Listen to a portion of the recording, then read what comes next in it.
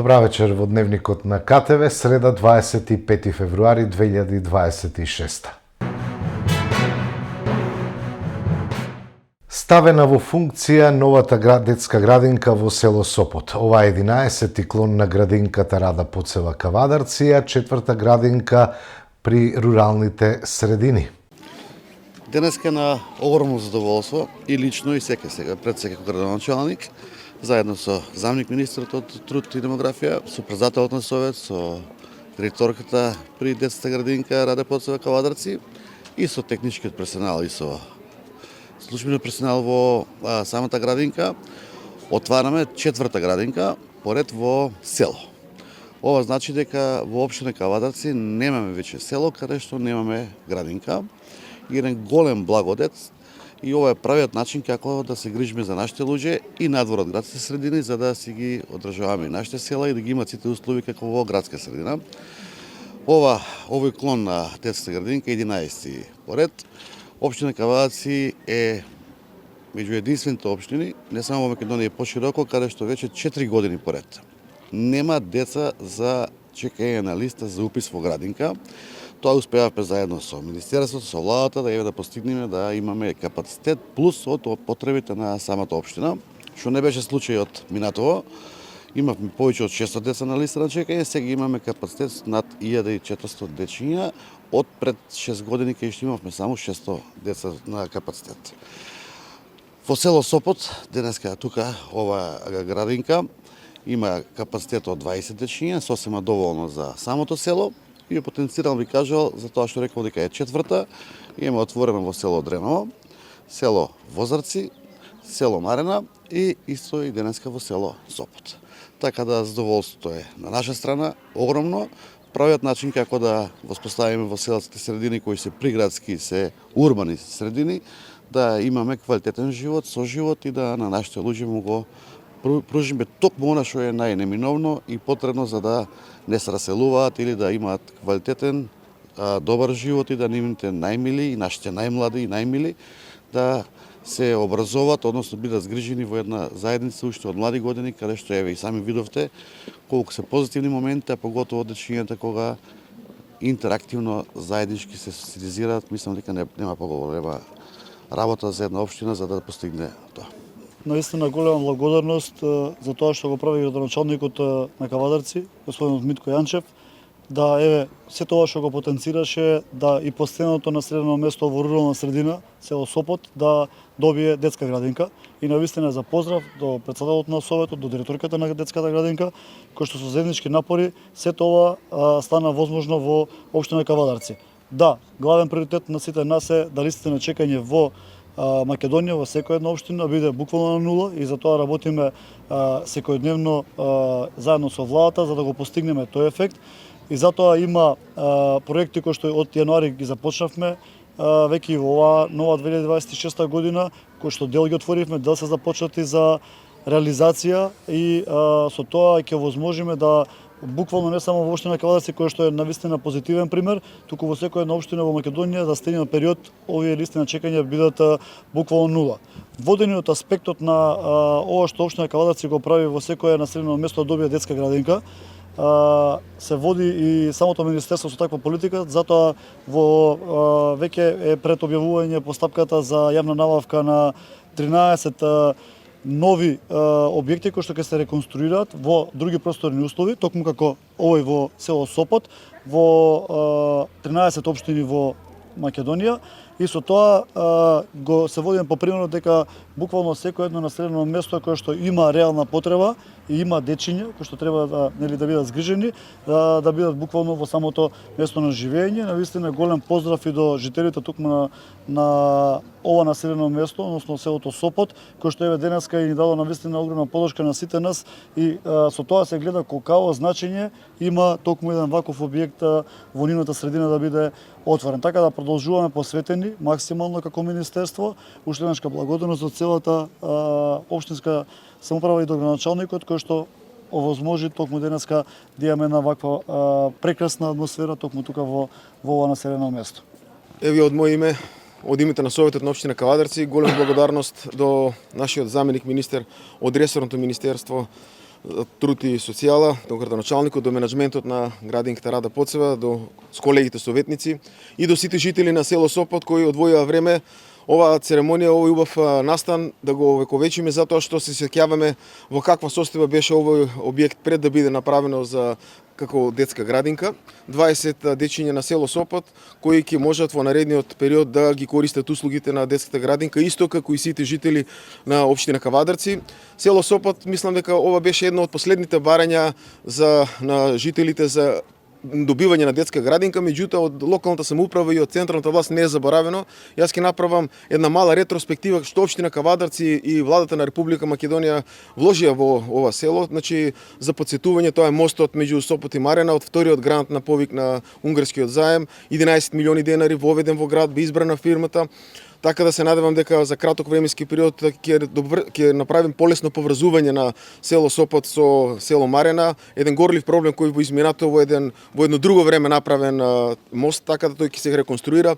Потоа нова спортска сала, 25 милиона денари од локални средства на буџетот на општина Кавадарци, реконструкција на нашето подрачно основно општинско училиште Димката Ангелов Габерот во село Сопот. Посебно сум гор тука при разговор со градоначалникот, затоа што таа спортска сала во попладневните часови во училиште е искористена од дечињата на село Сопот кои обавуваат физичка настава. Токму во тој правец беше и заложбата на нашиот градоначалник 4 спортски сали, околу 100 милиони денари општински пари да се вложат во нашите рурални места за овие дечиња, исто така како и децата од градската средина на општина Кавадарци да можат во училишни физички активности да имаат за подобро ментално и физичко здравје. Потоа би го спомнал исто така и одвојувањето на фекалната атмосферската канализација, новиот водовод.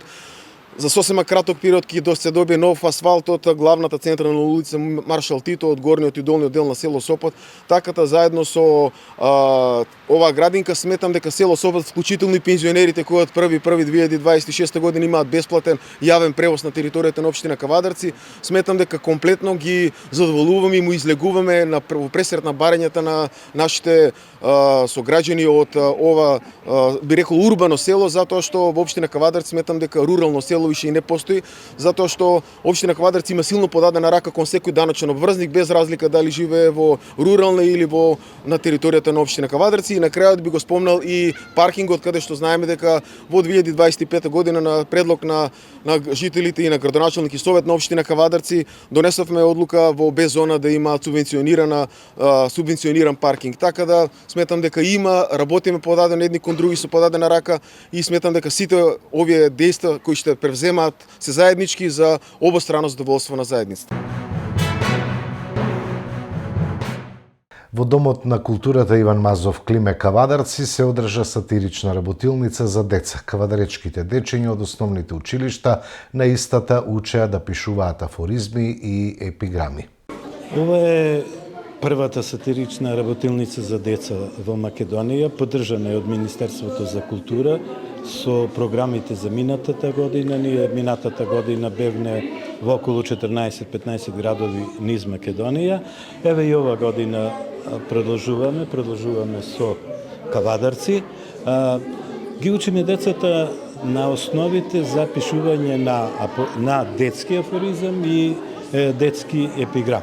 Значи, за разлика од другите работилници, во ова работилница децата се тие главните, односно децата на база на асоциации, од еден збор почнуваме од одреден збор кој тие речат или кој сакат и потоа надградуваме на база на асоциации, градиме афоризам или епиграм, исто прибедејќи тука ние носиме илустрации, им покажуваме на децата како тоа се илустрират и децата добиваат и основни поими за тоа како се илустрират еден афоризам или епиграм и сразмерно со тоа тие веќе имаат поим како се прави една книга, например со детски афоризми или со детски епиграми.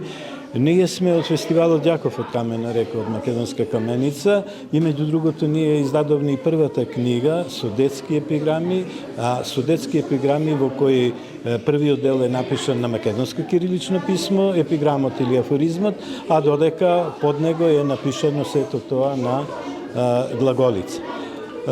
воедно и на часот ние ги подучуваме за они основни поими на глаголицата, така да еве веќе дечината почнаа да си ги пишуваат своите имиња, презимиња, некој напише и кавадарци, флаерите им ги оставуваме на децата, ќе оставиме тука и во Домот на културата, па се надеваме дека децата ќе се заинтересираат како за глаголицата, бидејќи тоа е наше писмо, исто така и за афоризмот и епиграмот.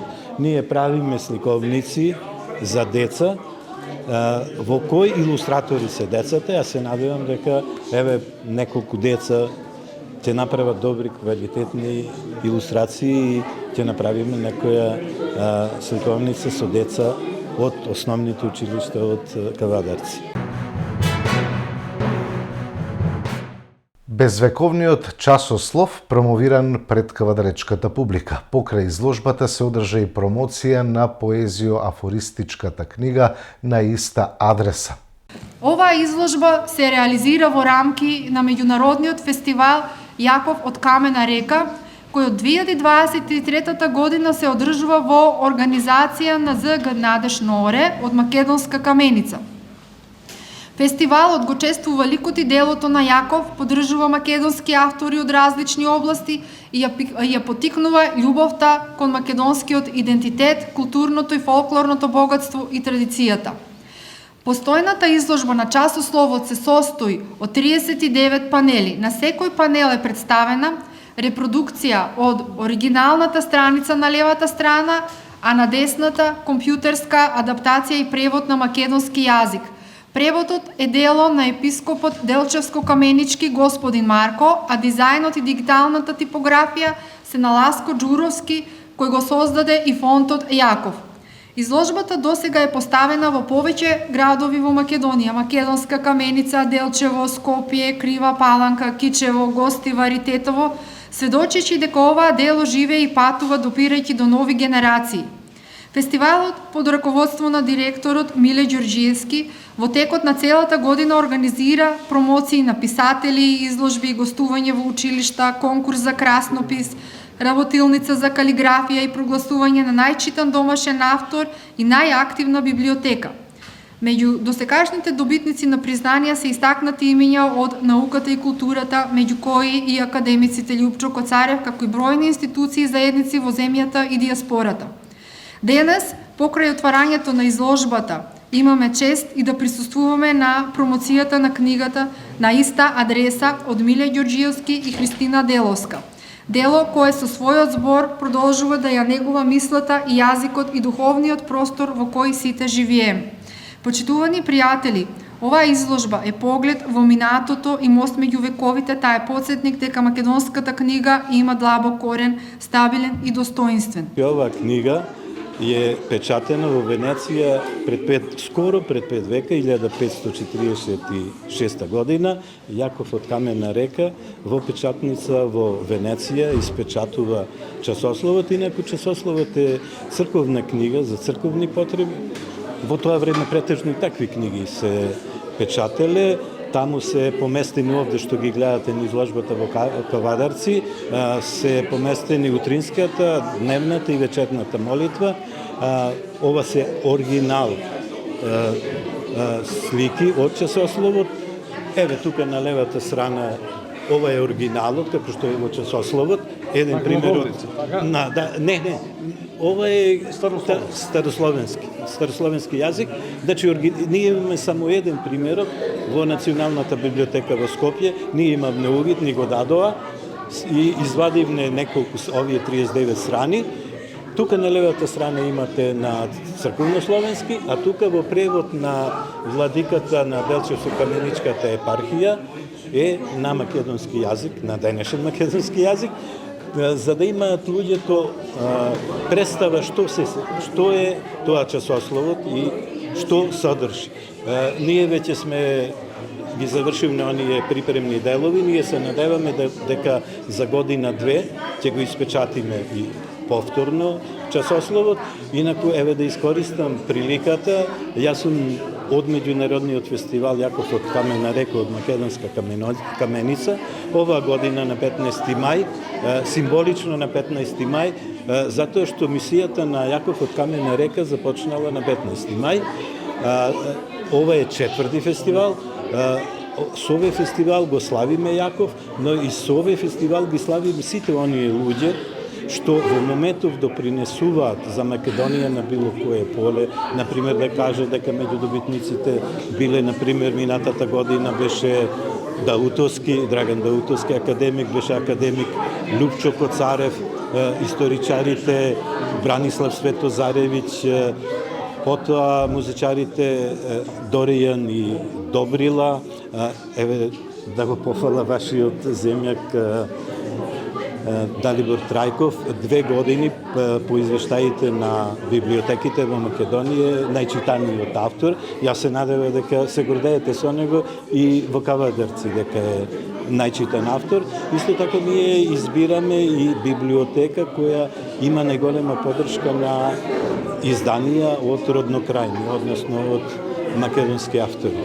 Значи да искористаме оваа прилика да ги покана кавадарчани кој може, кои имат услови на 15 мај да дојдат во Македонска каменица на 4-тото издание на фестивалот Јаков од камена река и да кажем дека ова година наградата за музички вредности, за промоција на Македонија низ музиката, славодобитници се Македонисимо. Кој е Македонисимо сите знаат, Симон Трпчевски и врвни светски музичари. Затоа повелете во Македонска каменица навистина имаме годинава многу значајни личности кои се славодобитниците на плакетите на Јаков од камена река. Па на иста адреса се наоѓаат двајца автори, јас како поет и Миле Ѓорѓиевски како афористичар.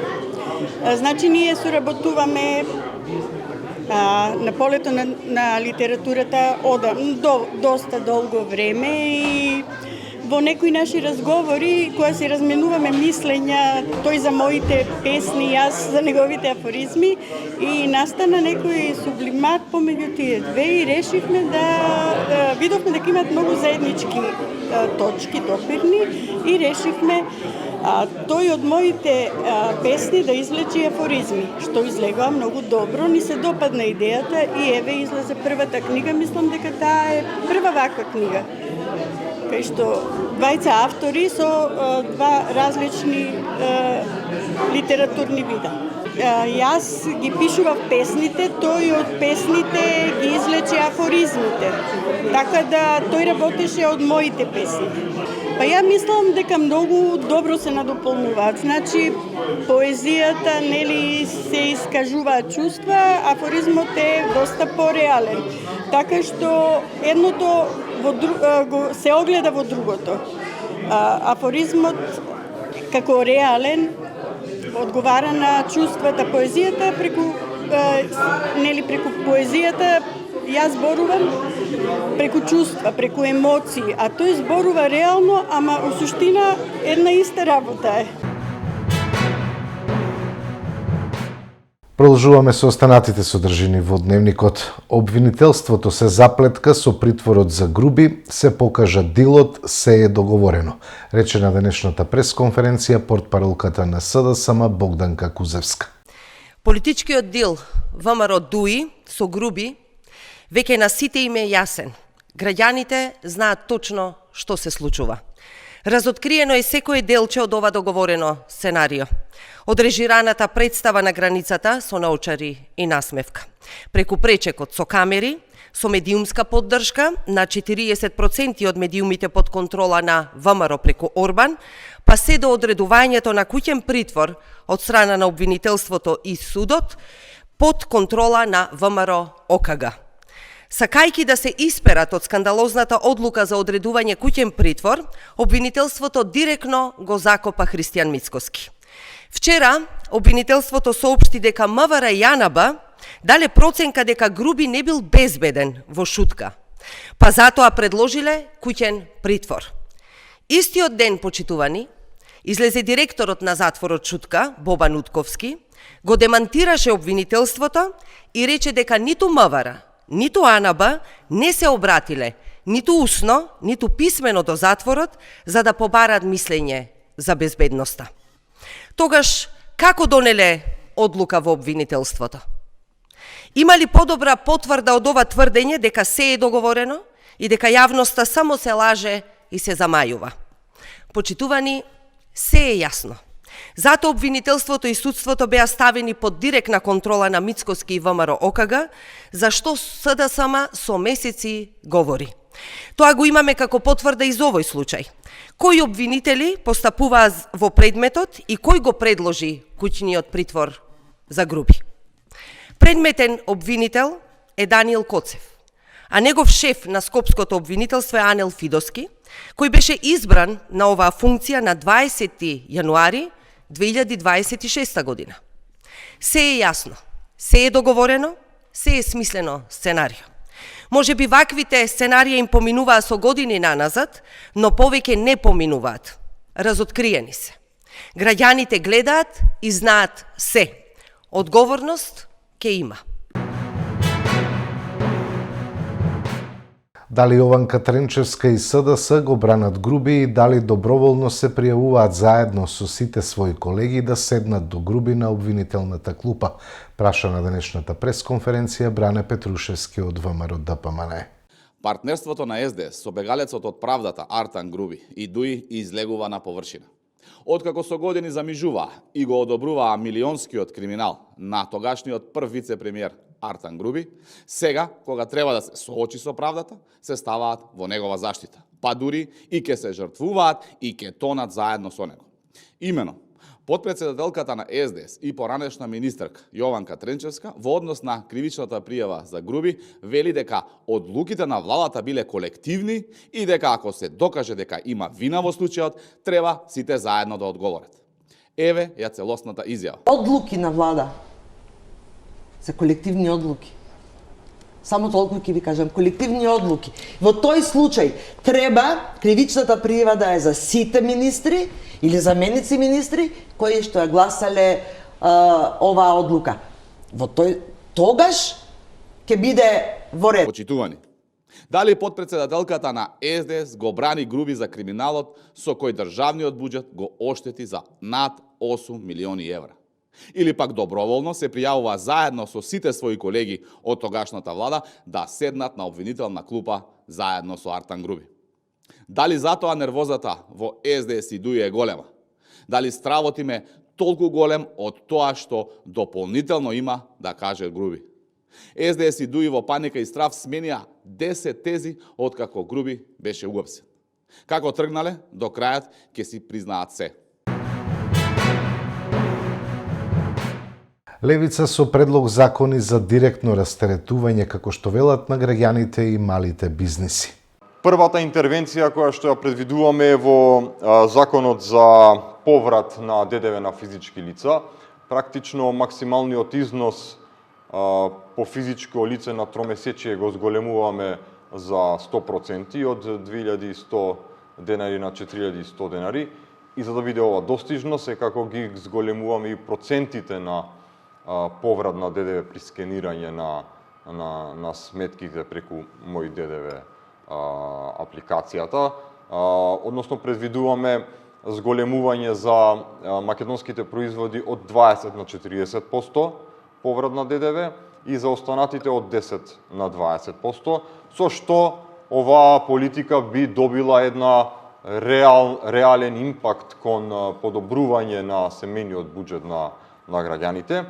И втората интервенција ни е во законот за ДДВ. Практично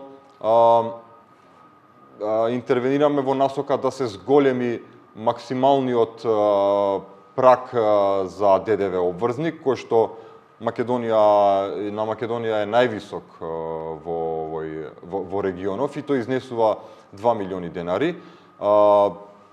Тој прак е донесен, односно поставен во некои си други економски услови. Инфлацијата го направи навистина безвреден.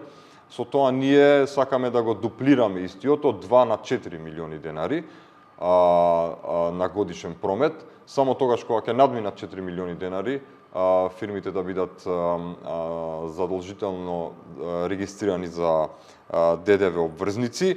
Со оваа мерка сметаме дека малку од малку ќе го растеретиме товарот на даночниот систем, кој што во овој момент со овој даночен систем непропорционално е распределен во однос на големите конгломерати и фирмите, кои што од друга страна, за разлика од малите фирми, имаат еден куп даночни олеснувања и други субвенции. Со ова сметаме дека дополнително ќе се подобри конкуренцијата на малите економски субјекти, ќе се растерети нивниот товар, а мислиме дека ќе се растерети и товарот на самата институција на УЈП, затоа што навистина некогаш административните трошоци и на УЈП и на овие мали субјекти, мали економски субјекти се пропорционално многу поголеми од даночните обврски, секако дека ќе се ослободат со ова и од непотребните бирократски лавиринти низ УЈП. Практично со овој пакет ние и би сакале да отвориме една суштинска дилема за даночниот систем во Република Македонија, а тоа е навистина кој го носи товарот на даночниот систем во Република Македонија. Нашиот став е јасен дека непропорционално е распределен товарот кога се компарираат малите економски субјекти и големите бизнис компании. Истото важи и за профитите, истото важи и за придонесите и од научувањето на доходот. Така да во иднина ќе продолжиме со други мерки од овој тип, све со цел да даночниот систем стане прогресивен, а не како сега. Спорт. Второлигашки куп лекции за фаворизираните фудбалски прволигаши. Второлигашкиот лидер Охрид на пенали го исфрли прволигашкиот лидер Вардар, а работнички беше елиминиран од вториот тим во втората лига Шкендија од Арачиново. Во дечките екипи во второлигашка конкуренција ги шокира фаворизираните фудбалски прволигаши во четвртфиналните средби од Купот на Македонија во фудбал. Лидерот кај второлигашите, екипата на Охрид Лихнидос, приреди вистинска сензација, успевајќи да го елиминира бранителот на трофејот и прволигашкиот лидер Вардар, и тоа по подобро изведување на пеналите. Вардарци беа многу блиску до победата, но во 90-та минута примија гол. Во пенал рулетот, скопскиот тим промаши 2 пати и пред време го заврши настапот во ова надпреварување.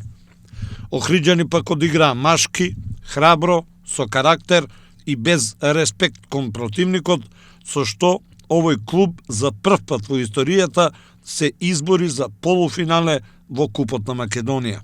Во вториот четвртфинален надпревар, работнички само ја продлабочи сопствената криза.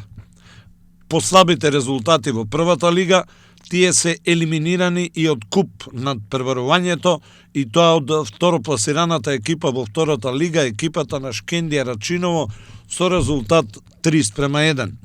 Работнички играше и со играч помалку, но тоа воопшто не го намалува одличното издание и победата на второлигашот. Во третиот четвртфинален дуел денеска играат Детонит Плачковица и Силекс, додека четвртфиналната куп програма ќе биде заокружена на 18 март, кога силите ќе ги одмерат Струга Тримлум и Тетовска Шкендија.